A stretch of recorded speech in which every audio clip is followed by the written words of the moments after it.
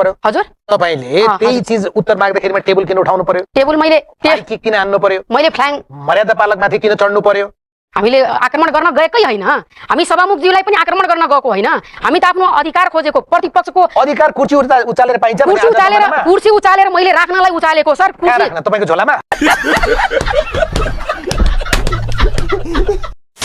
मात्र हैन पुरानो दलहरु भित्र अलि बढी अन्धो भक्तहरु हुनुहुन्छ तपाई सहित त्यो अन्धो भक्तमा म चाहिँ पर्छु तपाई सहित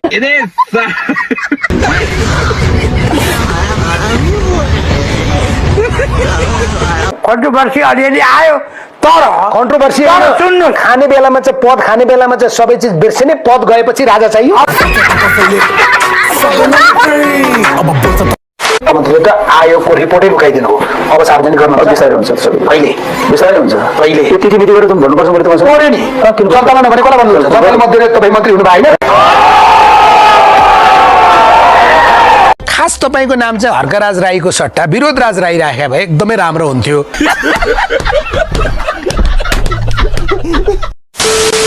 एउटा बतौरेलाई 1 घण्टाले नपुग्ने यहाँ 5 जना बतौरे राखेछ त्यसकारणले बतौरे भन्न त भएन नि बतौरे भन्न त भएन नि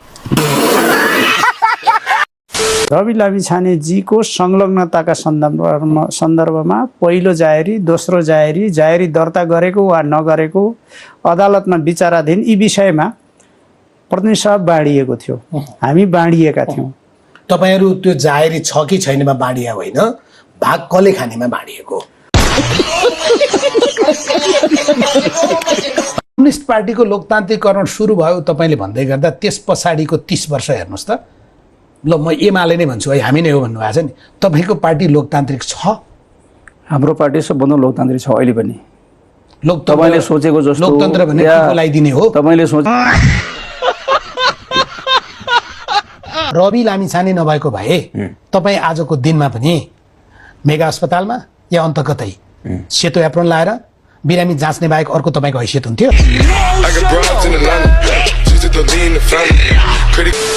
सत्तामा जाने भर्याङ पनि सीमालाई नबनाउने यस्ता संवेदनशील विषयलाई विरोधको अस्त्र मात्रै नबनाउनुस् अब समाधानको कुरा के हो भने जहिले गरे पनि जसका पाला गरे पनि हामीले गर्न सकेनौं होइन हामीले गर्न किन नसक्ने हामीले सुरु त गरेका छौं नि हामीले सुरु गरेनौ सुरु त गर्यौं नि त परमार थप्थे त्यस्तो होइन नि जाले रुमाल देखाएर चाहिँ के हुँदैन यस्तो लाग्छ उहाँलाई चाहिँ राति पक्रिँदैछ लगेको चाहिँ मृत्युदण्ड त्यस्तो गर्ला अहिले त्यस्तो गर्ला अहिले पुलिसले त्यसो गर्ला नगर्न पर्ने तपाईको अनुहार देख्दा त्यस्तो लाग्दैन क्या उहाँको कामै विरोध र विरोध तपाईको इगो चाहिँ जे आन्दोलन पछाडि तपाईलाई प्रधानमन्त्री चाहिएको थियो त्यो पनि भएन त्यो भएन भने मन्त्री चाहिएको थियो त्यो पनि पाइएन अहिले सांसद भए पछाडि तपाईलाई त्यति बेलाको आफ्नो साथी जसले तपाईलाई धोका दियो त्यो बालन शाह प्रधानमन्त्री भएको तपाईलाई मन परेको छैन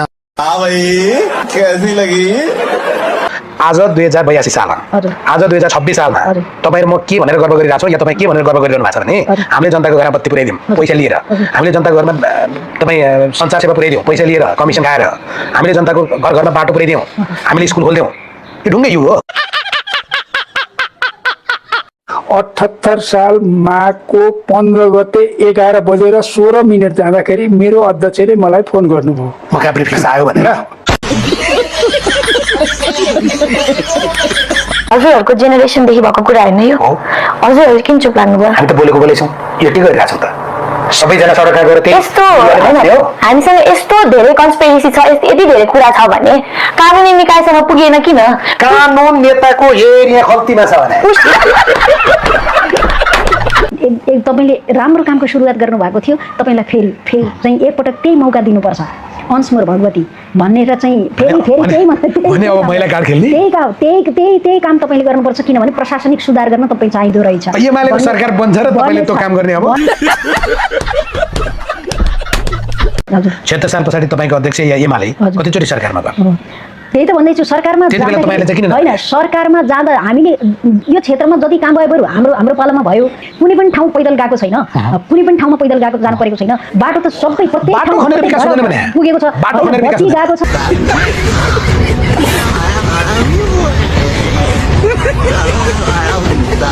अहिले संसदमा चाहिँ देखिने के थाल्यो भन्ने छ भने खास गरी श्रम संस्कृति पार्टीलाई हेरेर कुकुरले पुच्छर हल्लाउँछ कि पुच्छरले कुकुर हल्लाउँछ भन्छ।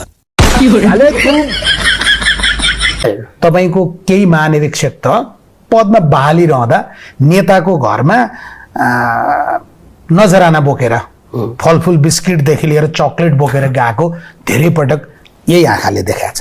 त्यो अरू विषय व्यक्तिगत क्यारेक्टर होला कसको काम मलाई थाहा भएन, तर मेरो हकमा तपाईँले यसरी देख्नुहुन्न। केही बुझाउनु परेन, बुझाउनै केही गर्नु परेन, किन जानुपर्ने आवश्यकै भनेको भेटेर मात्रै पुग्यो। अनि भेट्न त पर्यो नि, मैले कसलाई भेट्नु पर्यो? गृहमन्त्रीज्यूलाई त भेट्नै पर्यो पर्यो नि त। नेताको घरमा देउसी चाहिँ कति खेल्नु हो?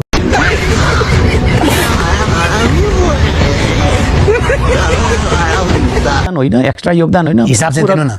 किन हिसाब नदिने? हामीले प्रत्येक दिन दिनुपर्छ भन्ने के छ? त्यो तपाईँको कहिले दिनुहुन्छ? त्यो तपाईँको फेसबुकका जोकरहरूलाई कहिले दिनुहुन्छ? हामी दिन्छौँ, प्रत्येक प्रोजेक्ट सकेपछि दिन्छौँ, प्रत्येक प्रोजेक्ट सकेपछि दिन्छौँ। कहिले सकिन्छ त्यो? दार्चुलाको अब 2-4 दिन पछाडि सकिन्छ होइन, यो चाहिँ असार 2-4 दिनपछि हिसाब पाइन्छ होइन।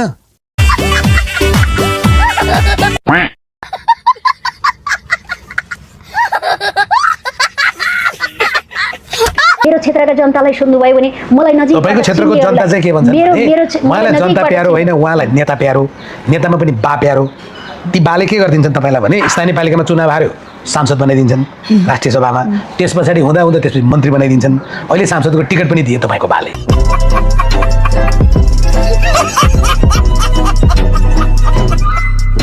शरणार्थी प्रकरणमा 1 रुपियाँ पैसा खाएको छैन।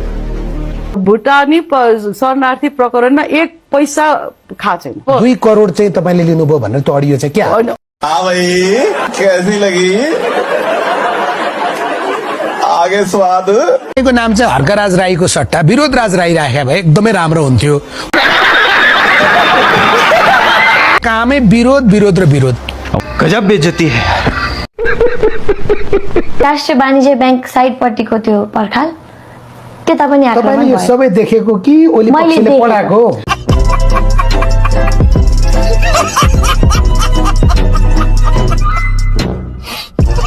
अनुहार यो शरीर तपाईको हो, यो अनुहार यो शरीर तपाईको हो, यहाँ भित्रको आत्मा केपी ओलीको हो भने